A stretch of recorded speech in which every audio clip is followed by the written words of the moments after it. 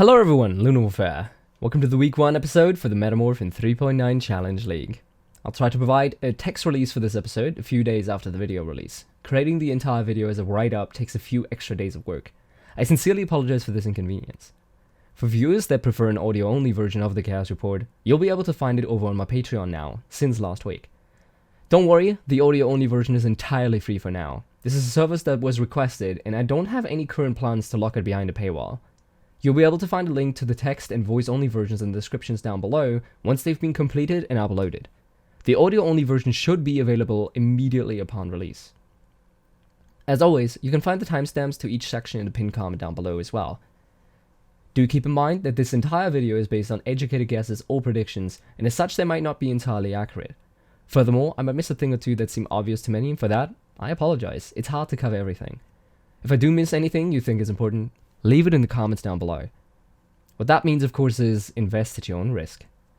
And with those usual disclaimers out of the way, let's jump right in.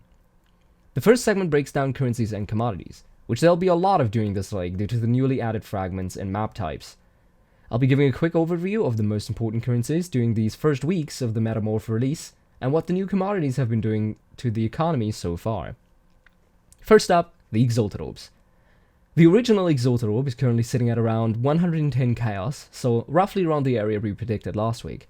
The reduction in their prices is a direct result of the heavy nerfs to the multi-modding craft, making the Alteration plus Regal and multi-mod method a lot less used, meaning a lot less Exalts are leaving the economy and their demand is not as high as usual.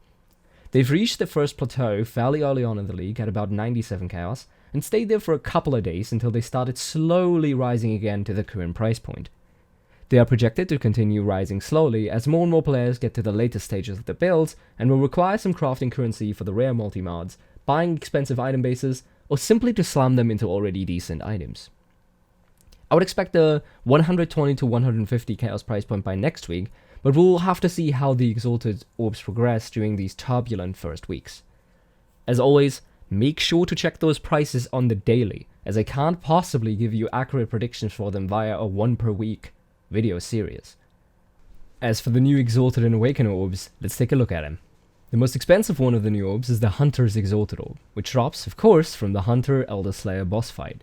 It is currently sitting at around 470 chaos, but has seen quite a drastic decrease from the first few days. This is due to the low number of them currently on the market, as all the new orbs have only really been reliably obtainable for a few days after people had started maxing out their atlas. This orb will likely stay the most expensive Exalted Orb in this league, as it adds the Hunter influence to an item, which oftentimes carries the best mods with it, from Culling Strike on gloves to Tailwind on boots, and a ton of chaos and dot multipliers, which are extremely popular in the current meta. As a result, don't expect them to be less expensive than the other orbs at any point during the league. The Awakener Orb is currently sitting at around 270 chaos, and has not really seen a ton of use as of now. Most players are still busy filling out their normal equipment slots this early in the league, or are even still playing their starter builds, meaning there is very little interest in extremely high-end item crafting for at least another week or two, when more and more people get to the late game stages of this expansion.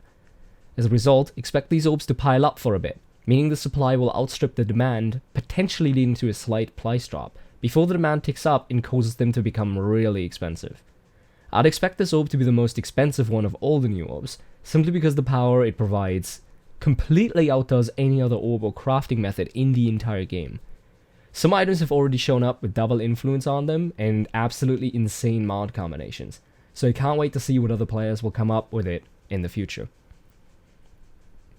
Crusader and Warlord's Exalted Orbs are sharing similarly useful mod pools, and as such I would expect them to dance around each other's prices for a while, as long as the meta doesn't shift too drastically. The Crusader Orbs are currently sitting at around 290 chaos, and the Warlord's Orbs are situated at around 200 to 220 chaos. They're very useful, especially for chess pieces, but there are also some useful mods on things such as rings. They'll likely share the third slot for most popular Exalted Orbs for the remainder of the league. Expect their prices to stay rather similar, at least for the first few weeks. Lastly, on my personal list ranked as the least popular one, the Redeemer's Exalted Orb. It's currently on a rather rapid rise at around 225 chaos, and is projected to rise farther in the next few days. In general, the mods from the Redeemer are quite lackluster compared to the other influence mods for most currently popular builds. However, they do offer a few very specific mods that cannot be gained anywhere else, which are giving the orbs their moderate popularity at the moment. With the entire Exalted Orb section, it's very hard to make predictions as of now, simply as we don't know the full extent of their powers yet. This is just a ranking I've made for myself based on my personal opinions on each orb's mod pools. As such, if you intend on buying them, make sure to keep an eye on this extremely volatile market space and rank them in your order so you know which one is the best for your buck. Alteration Orbs are currently going at a 1 to roughly 9.5 ratio, which is very much in line with the previous league prices. Despite the lower usage of the multi-modding crafting option, Alteration Orbs have remained at the same price. This is due to the aforementioned influence types. As players are trying to get their new super strong influence modifiers, they'll rely on Alteration plus Regal crafting to get them, as that's a ton cheaper than to try and get them using Fossils or Chaos Orbs. As a result, expect Alteration Orbs to go through a similar price graph to last league. If that is indeed the case, then we can expect them to rise at around the week 2 mark to roughly 1 to 6 or 1 to 5 ratio.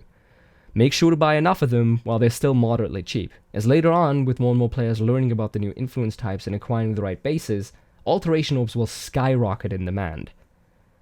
Always remember, if they reach the 1 to 6 or 1 to 5 ratio, make sure to pick up a few more rare items per map, as it'll be worth the time to sell them for extra alteration shards after each map. Last but not least, the Ancient Orb. They are currently sitting at around 22 chaos after a rather steady price rise, but have seemed to found a slight plateau for now. This is in direct correlation to the Headhunter belt not being the most optimal choice for the league mechanic and the new expansion's focus on boss killing.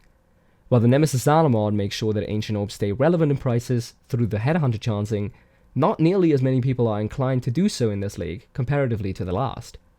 In Blight League, the Ancient Orb prices were at around 38 chaos by the end of the second week, but we're very likely not going to see those prices anytime soon, with the current fluctuations and plateaus in the Headhunter market. It has seen a few drops as well as an extended period of plateauing, which means the Ancient Orb prices cannot rise further, as people would not be willing to spend the money on them to chance a Headhunter that might be worth less than the orbs they paid for it to get it in the first place. Another factor at play here is that many players have decided to choose a Summoner League starter, meaning that the Headhunter build is not a good choice for a large portion of the player base's current characters. Resulting out of that, it is advised to hold onto your Ancient Orbs for the next 1 to 2 weeks and see if the meta shifts after people move on from the starter build, potentially leading into more Headhunter friendly builds, thus increasing the demand for the Headhunter greatly, resulting in a price hike for the Ancient Orbs as well.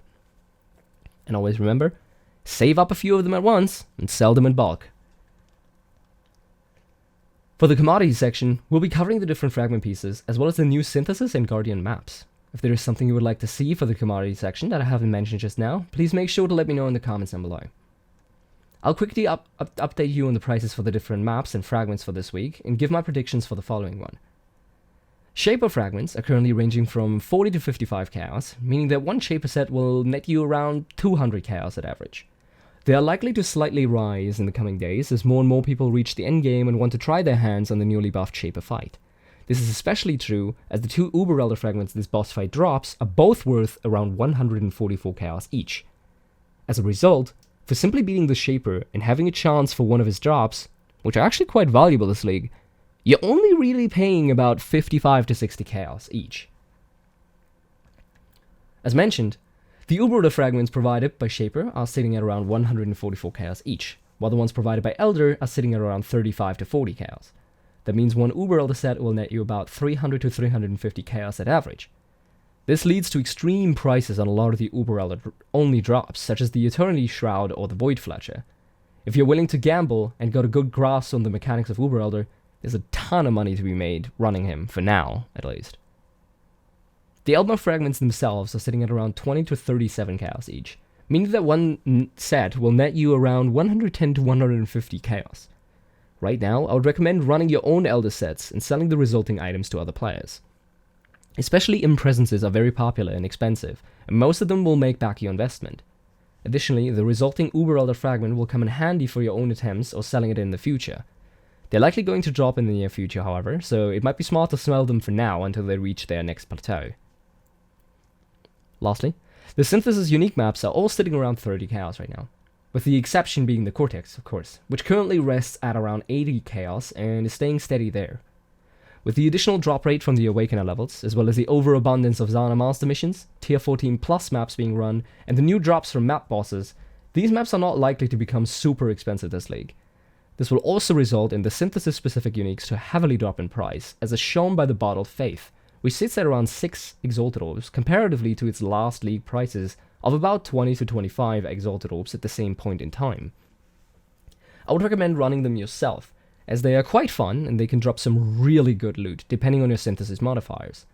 Oftentimes they'll have a modifier that drops a ton of quality modifying currency, which will result in a couple dozen GCPs per map, which are currently worth 1 to 2 chaos each. As such, just run the maps, and the bosses have decent drops, and the synthesis modifiers can pay for 2 to 3 maps at once if you're lucky. Now, with those currencies and commodities covered, let's move on to our unique item watchlist. Unlike last league, I'll be a bit more focused with my intent for the watchlist, so to provide a better viewing experience, rather than simply repeat the same things every week with different prices. The watchlist will of course be reworked once the meta has calmed down a bit into something more used to. Let me know in the comments down below what you think of this approach, as I'm trying to diversify the chaos report a little bit and make it more timing appropriate when I can. From our prediction episode, we had recommended to keep an eye on the following unique items, which have sadly not turned out too great. Rigwald's Quills. They're sitting at around 1 to 2x, but that's the normal prices this early in the league. Not as many people are playing bows as I had expected them to, so the quiver isn't quite as popular as expected. The Quill Rain. Similarly to the Rigwald's Quills, there's just not enough bow users here to really have an impact on the prices of this item.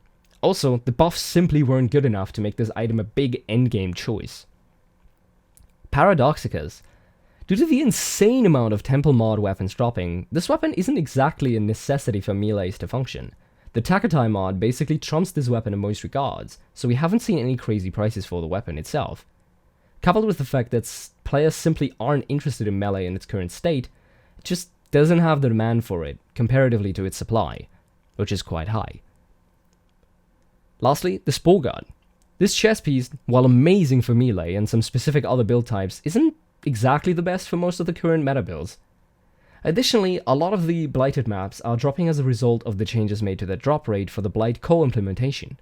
As such, many more Blight maps are run, especially at higher levels, which increase the supply for this one drastically, while the meta pushes the item away from most characters. This results in the low prices we're seeing for it now, barely even breaching a single Exalt worth. I would highly recommend this chest piece to aspiring melees, however, as it's a great option, especially at this cheap price point. As a result of these items performing poorly so far, we'll not be talking about them in depth any further. I'll update you if they happen to become more popular with any future meta shifts. The first item on our real list is the Hiri's Aya unique body armor. As predicted, this chest piece is an extremely popular choice for bow builds, as it represents the single largest flat damage increase of any body armor in the game, and also synergizes extremely well with the Raider Ascendancy, as well as the Face Acrobatics and Acrobatics Keystone nodes, which are taken by nearly all bow builds in the game. With the league having such a heavy focus on boss killing, high flat damage body armors to increase the overall DPS dealt are very popular among the harder to gear for builds such as starter bows. This has resulted in the current 220 chaos price point for this chest piece. It has been slowly dropping over the last day or two, but I would imagine it would hold steady for the next little while, especially as more players start to switch away from their starter builds towards potential bow-focused builds, leading to an increase in demand for it. There is no way to really farm this item except for always choosing the unique body armor option on Metamorphs, so unfortunately there's no way to profit off of it without flipping. As a result, we'll keep an eye on it to see how the meta progresses, but we'll most likely not keep it in future iterations of the watchlist. Next up, the double-socketed Tomb Fists. Similarly as predicted, the Tomb Fists are extremely popular among attack-based builds. However, they have seen a rather turbulent few days. This is likely due to the new influence mods and the new Awakened support gems, partially offering better solutions to the same problems the Tomb Fist is trying to fix. We're very likely not going to see a similar price to those seen in the last league, but we can still expect it to stick around the 150 to maybe 300 chaos price point for the next little while. Similarly to the Hiri's Aya, it might also get a huge bump in popularity after the first starter builds get phased out and players start up their attack-based mains. To farm, I would recommend buying up a ton of sextants and sextanting your watchstones to try and get as many guaranteed abysses as possible. The new Awakened Sextant even has a mod that gives you 2 abysses per map, instead of the usual 1.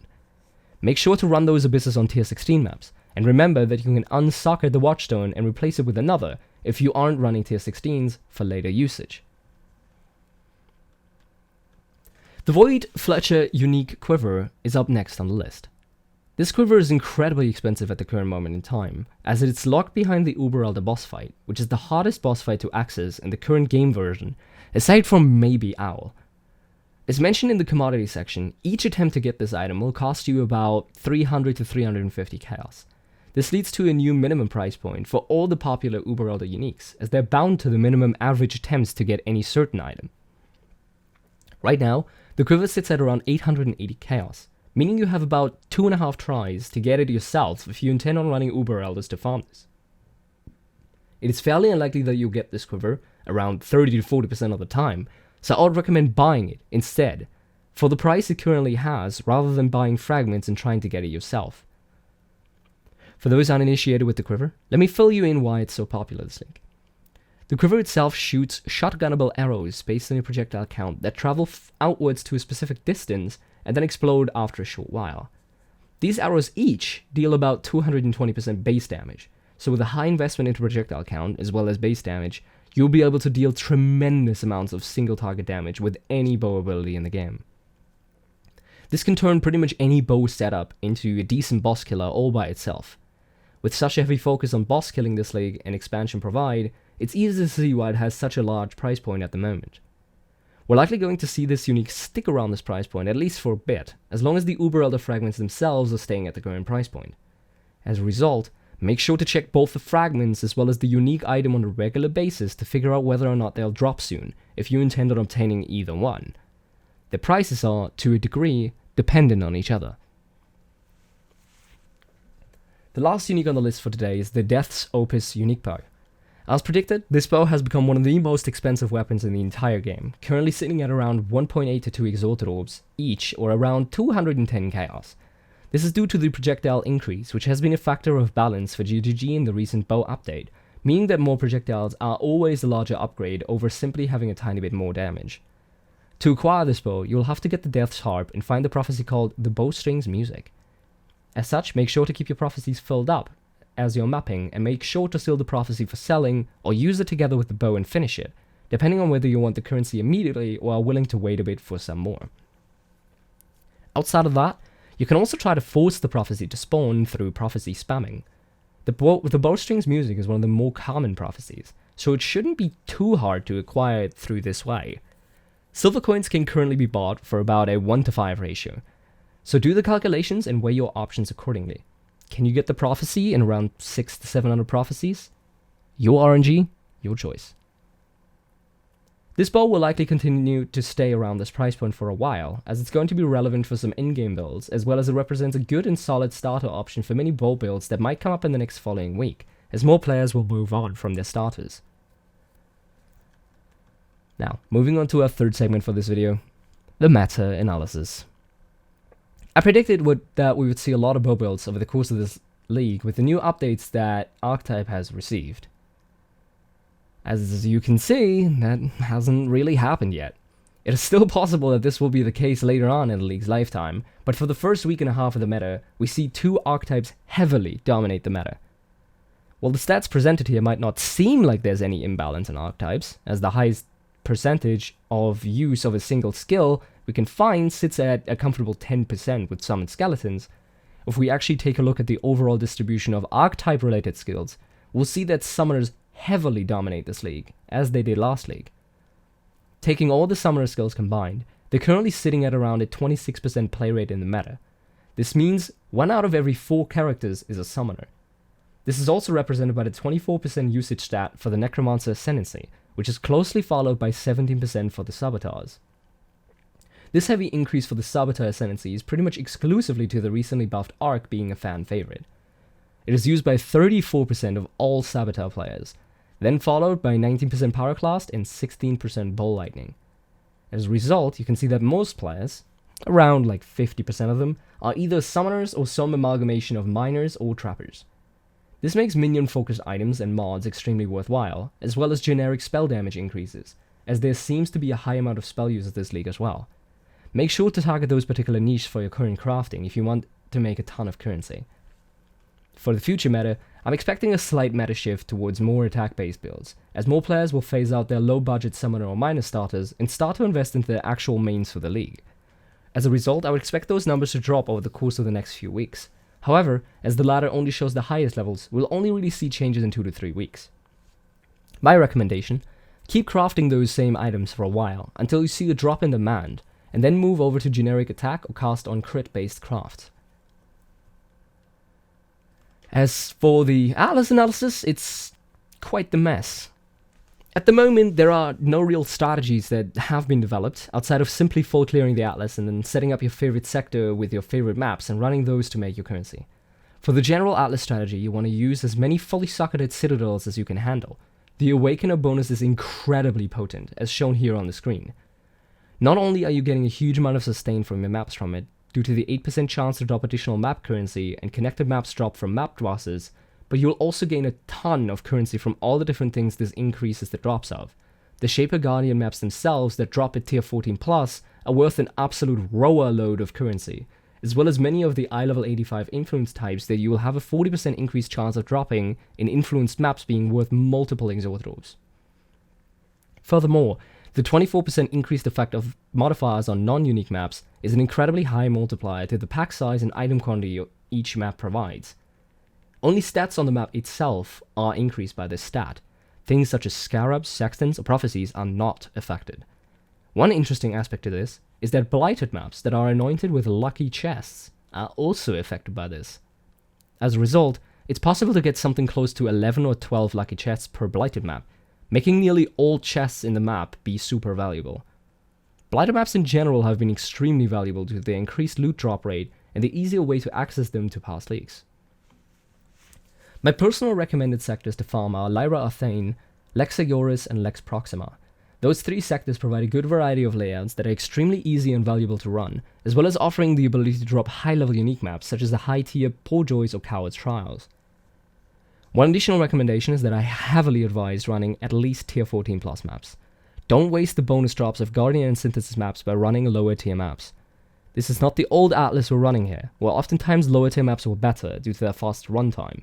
Run the highest maps you can handle, they'll give you the most currency for now, until somebody figures out a better way to do this.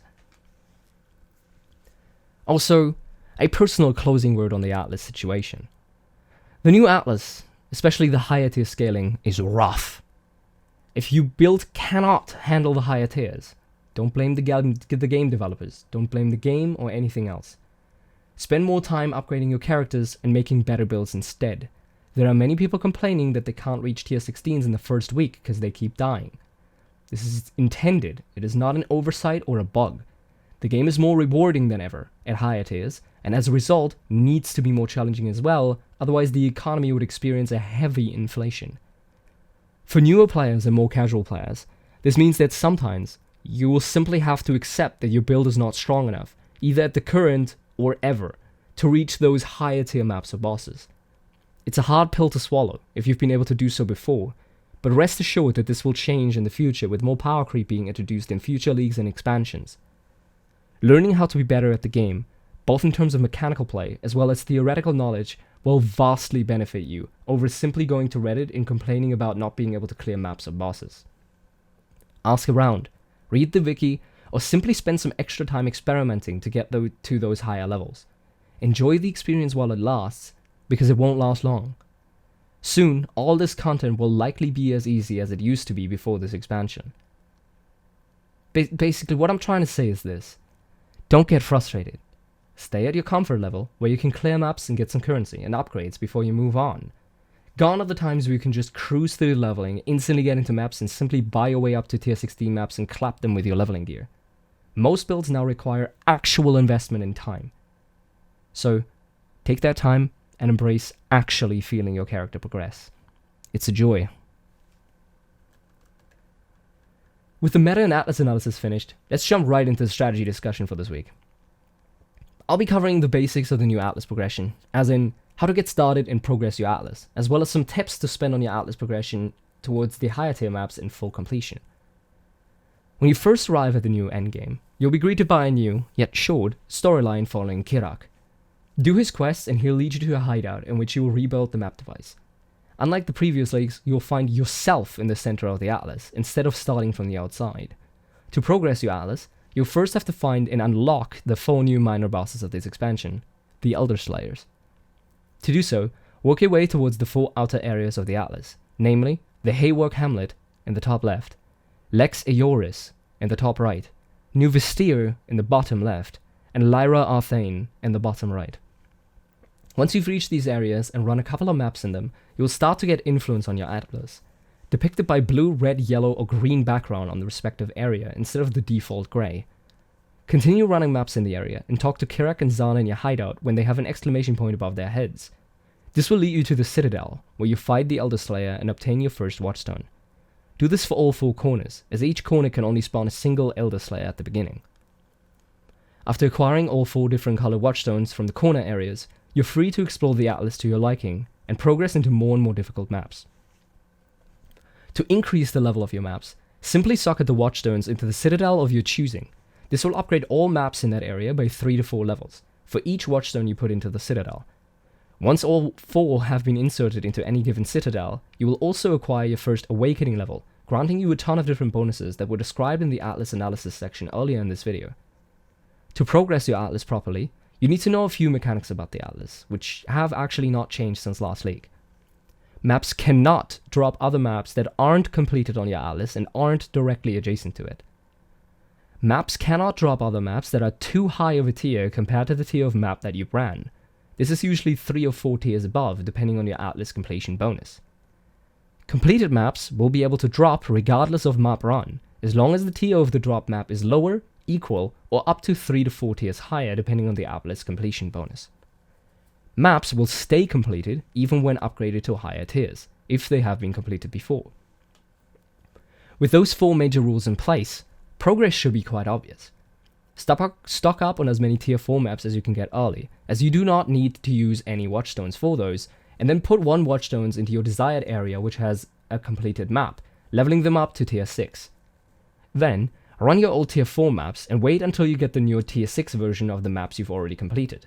You will then be able to take those new, higher tier versions of the maps you've previously completed to unlock the new adjacent and previously hidden maps of the higher tiers. Then you continue this process for any higher tiers you want to reach throughout your Atlas. A quick and simple way to set up your first 4 Watchstones is to set it up in a 1-1-2 configuration. Place 2 of the Watchstones into individual citadels and the remaining 2 into the same one. This allows you to run the base tier of maps to get more tier 4s if necessary, have a large selection of higher tier level 6s to drop, as well as already preparing the potential future drops for the tier 9 plus area as you're progressing through the tier 6 areas. You continue doing this and upgrading your character as you go, while also continuously hunting for Elder Slayers. Hover on the left side of your Atlas, where you can find the storage for your Watchstones. They will highlight the specific sectors of the Atlas that they belong to, and will also tell you how many Watchstones are required in the area to spawn a particular Exile encounter. Simply move around your Watchstones to meet whatever requirements you can while you're progressing. Once you've acquired a total of 20 Watchstones in this fashion, you'll get to fight Saris for the first time. This boss fight is hard, and it will take time to figure it out properly. Don't get frustrated, and don't give into the blind hatred that Reddit has been perpetuating about this fight. It's a lot more fair and a lot easier than people make it out to be. Take your time and learn the mechanics. This boss will be around for a long time, and we only get 1 new end boss every few years. So enjoy this time of no knowledge and the learning process, as long as you still can. This is gonna be old content by next league, and the league after, and the league after that. Or, look up a guide on how to beat him. It will definitely help if you're not into the whole learning experience thing. With the basics covered, let's move on to a few advanced tips for the Atlas progression.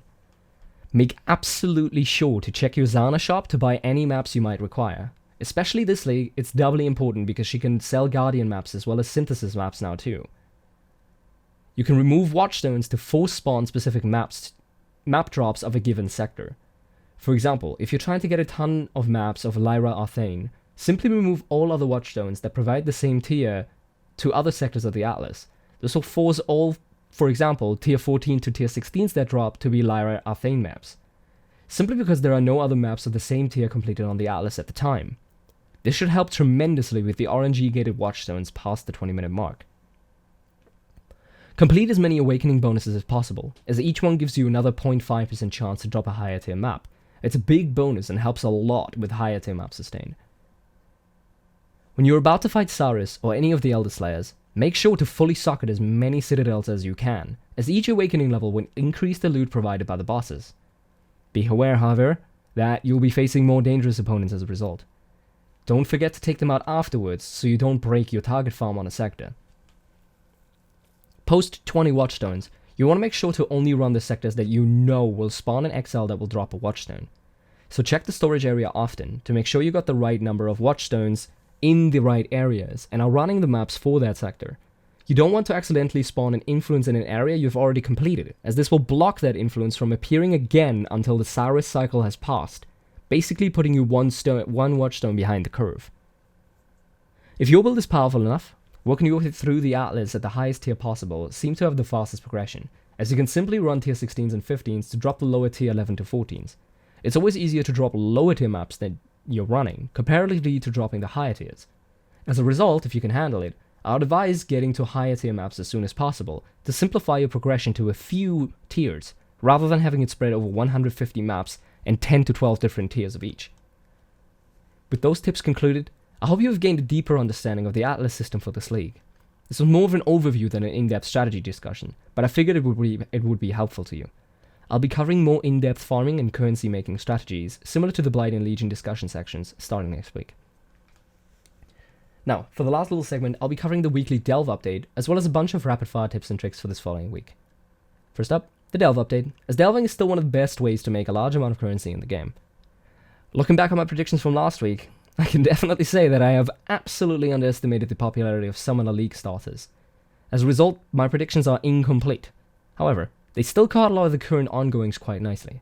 As such, I'll be updating you on the prices and my recommendations. The best fossils to farm are currently Corroded, Etheric, Bound, Prismatic, Serrated, and Shuddering. Perfect and Pristine fossils are following closely after. As a result of this ranking, my recommendation changes as well. The area you should focus on to make the most possible money through selling your fossils to other players will be the Petrified Forest first and Sulphur Vents second. They drop primarily Bound, Corroded, and Etheric Perfect fossils respectively. Frozen Hollows are still a very decent money-making choice, however, especially due to their farming simplicity, as the fractured walls are easy to find and get to. The current prices for this week's top fossils are as follows. Corroded fossils are going for around 14 chaos. Etheric, Bound, Prismatic, Serrated, and Shuddering fossils are going for 7 chaos each. Perfect fossils sit at around 6 chaos right now, and Pristine fossils are on the rise towards the 4 chaos price point. Happy fossil hunting, and good luck in your delves. Now, getting into the rapid fire tips and tricks section for this video. Craft ghastly and searching eye jewels for others. Get yourself some eye level 83 bases to Alteration and Regal craft some nice eye jewels with.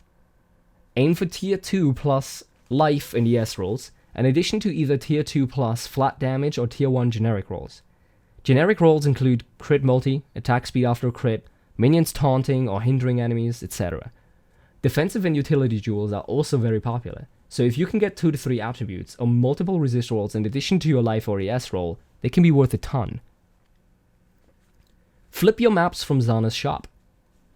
Zana's shop resets every time you complete one of her Atlas missions. As a result, make sure to check the shop every time you find her in a map or use her daily or master missions. Most tier 11s to 14s are worth buying and simply selling back to other players, oftentimes netting 5 to 10 chaos for each individual map flipped this way. In addition, it also allows you to get a ton of Guardian and Synthesis maps. Shuffling the Zana shop is a very valuable strategy at the moment.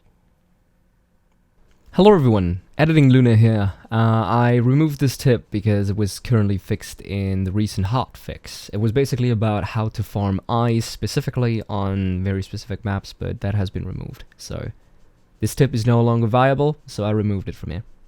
Those last few tips wrapped up, I'll be ending the Chaos Report. I hope this video was informative and you learned something from it that you can apply to your own game. Please let me know if I missed anything or you would have wanted me to talk about anything in specific that I might not have covered. If you want to support the creation of these videos, feel free to check out my Patreon and maybe consider signing up for it. You can find a link to it in the description down below. Any and all support is highly appreciated. If you have any suggestions for Patreon rewards that you guys would like to see, please let me know in my Discord feedback channel, down below in this video in the comments, or on my Twitter. I'll read all of your comments. You can find a link to my Twitter and Discord down below in the description as well. Oh, and of course, don't forget to subscribe, hit the bell thingamajig, dislike the video, check me out over on twitch.tv/Newolf. I stream pretty much every day and will be live throughout the entire launch window. I'm currently playing a Champion Bladestorm with the new Savior unique sword from the Awakener. It's really cool. If you need background noise, I'll be there. You can find a link to the stream in the description down below as well. And with that, thanks for watching, and keep farming those Exos.